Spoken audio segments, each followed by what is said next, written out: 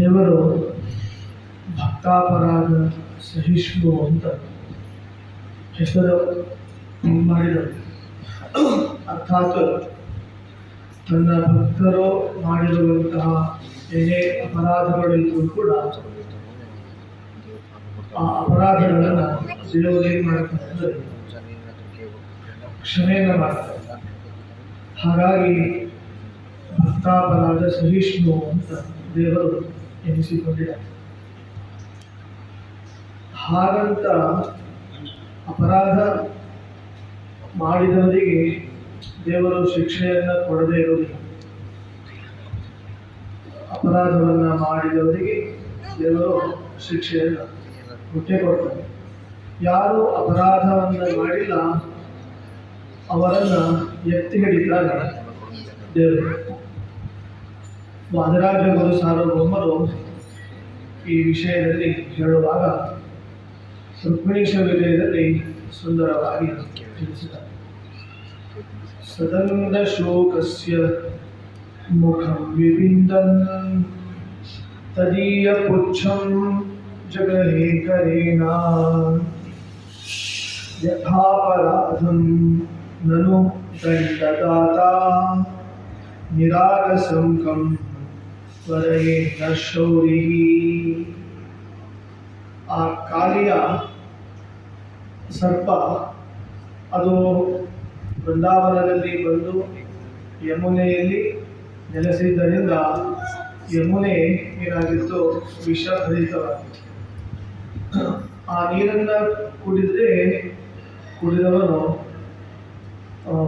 ಮರಣವನ್ನು ಹೊಂದಿದ. ಜೀವ ಹಾನಿಯಾಗ್ತಿತ್ತು. ಹಾಗೆ ಪರಿಸರಕ್ಕೂ ಕೂಡ ಅದು ಅಸಹನೀಯವಾಗಿತ್ತು. ಆದ್ದರಿಂದ ದೇವರು ಏನು ಮಾಡ್ತಾನೆ, ಶ್ರೀಕೃಷ್ಣ ಪರಮಾತ್ಮ ಅಂದರೆ ಪರಿಸರವನ್ನು ಹಾನಿಗೊಳಿಸಿದವನು, ಜೀವ ಹಾನಿಗೆ ಕಾರಣೀಭೂತನಾದವನು ಯಾವುದಂದರೆ ಕಾಳಿಯ.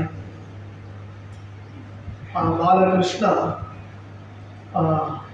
ಕಾಳಿಯನ್ನ ಮರ್ದನ ಮಾಡಬೇಕು, ಅವನನ್ನು ದಮನ ಮಾಡಬೇಕು ಅಂತ ಹೇಳಿ ಏನು ಮಾಡ್ತಾನೆ ಅಂದರೆ ಯಮುನೆಯಲ್ಲಿ ಧುಮುಕಿ ಬಿಟ್ಟು ಆ ಕಾಳಿಯನ ಜೊತೆಗೆ ಯುದ್ಧವನ್ನು ಮಾಡಿ ಅಥವಾ ವಿಹಾರವನ್ನು ಮಾಡ್ತಾನೆ. ಕೊನೆಯ ಹಂತದಲ್ಲಿ ಏನಾಗ್ತದೆ ಅಂದರೆ ಕೃಷ್ಣ ಪರಮಾತ್ಮ ಒಂದು ಅದ್ಭುತವಾದ ನೃತ್ಯ ಪ್ರದರ್ಶನವನ್ನು ಮಾಡಿಬಿಡ್ತಾನೆ. ಯಾವ ಹೆಡೆ ಎದ್ದು ನಿಲ್ತದೆ ಆ ಹೆಡೆಯ ಮೇಲೆ ತನ್ನ ಪಾದವನ್ನು ಏನು ಮಾಡ್ತಾನೆ, ಆ ಹೆಡೆಯ ಮೇಲೆ ಇಡ್ತಾನೆ. ಇಕೋ ನೋಡಿ ರಂಗನಾಥನ ಪುಟ್ಟ ಪಾದವ. ಒಂದು ಹೆಡೆ ಏಳುವಾಗಲೇ ಆ ಹೆಡೆಯ ಮೇಲೆ ಮರ್ದನವನ್ನು ಮಾಡ್ತಾನೆ, ನರ್ತನವನ್ನು ಮಾಡ್ತಾನೆ.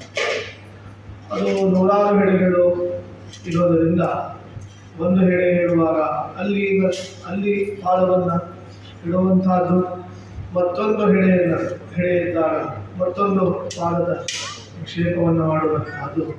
ಈ ಒಂದು ರೀತಿಯಲ್ಲಿ ಏನಾಗಿರುತ್ತದೆ ಅಂದರೆ ಅದು ಅದ್ಭುತವಾದ ನೃತ್ಯ ಅಂತ ಆಗಿರುತ್ತೆ.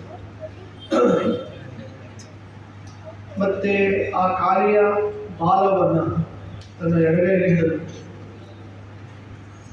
ಯಾಕೆಂದರೆ ವಾದರಾಜರು ಹೇಳುತ್ತಾರೆ, ಯಾವುದು ಅಪರಾಧವನ್ನು ಮಾಡಿದೆ ಅದಕ್ಕೆ ಶಿಕ್ಷೆ, ಅಪರಾಧವನ್ನು ಯಾವುದು ಮಾಡಿಲ್ಲ ಅದನ್ನು ನಾನು ರಕ್ಷಣೆ ಮಾಡ್ತೇನೆ.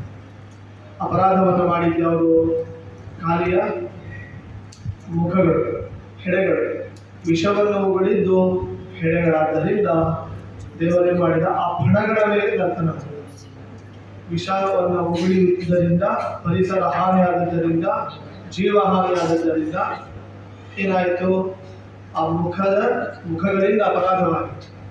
ಹಾಗಾಗಿ ಅಪರಾಧವನ್ನು ಮಾಡಿದವರಿಗೆ ಶಿಕ್ಷೆ, ಯಾರು ಅಪರಾಧವನ್ನು ಮಾಡಿಲ್ಲ ಅವರಿಗೆ ಶಿಕ್ಷೆ ಇಲ್ಲ ಅಂತ ಕೃಷ್ಣ ತೋರಿಸಲಿಕ್ಕೆ ಆ ವಿಷವನ್ನು ಉಗುಳಿದ ಹೆಡೆಗಳನ್ನು ಏನು ಮಾಡಿದ, ದಮನ ಮಾಡಿದ. ಏನೂ ಅಪರಾಧ ಮಾಡದೇ ಇರುವ, ಯಾವ ಅಪರಾಧವನ್ನೂ ಕೂಡ ಮಾಡದೇ ಇರುವ ಬಾಲವನ್ನು ಕೃಷ್ಣ ತನ್ನ ಎಡಗೈಯಲ್ಲಿ ಏನು ಮಾಡಿದ, ಎತ್ತಿ ಹಿಡಿದ. ಅಂದರೆ ಇದರ ಸಂದೇಶ ಏನು ಅಂದರೆ ಅಪರಾಧ ಮಾಡಿದವರಿಗೆ ಶಿಕ್ಷೆ, ಅಪರಾಧವನ್ನು ಮಾಡದೇ ಇದ್ದವರಿಗೆ ದಂಡ ಇಲ್ಲ, ಶಿಕ್ಷೆ ಇಲ್ಲ ಅಂತ ಒಂದು ಸಂದೇಶವನ್ನು ಕೊಟ್ಟವರು ಕೃಷ್ಣ ಪರಮಾತ್ಮ. ಇದು ಕಾನೂನು ಅಂತ.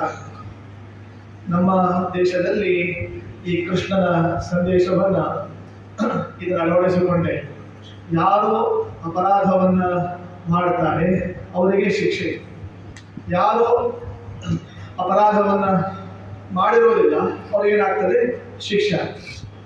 ಇಂತಹ ಒಂದು ಅಬದ್ಧವಾದ, ದೋಷಪೂರ್ಣವಾದ ಮತ್ತು ಸಜ್ಜನರಿಗೆ ಅನನುಕೂಲವಾಗಿರುವ ಮತ್ತು ಅವರಿಗೆ ಪೀಡಕವಾದಂತಹ ಕಾನೂನು ಈ ದೇಶದಲ್ಲಿ ನಮ್ಮ ಪ್ರಸ್ತುತ ಇದೆ.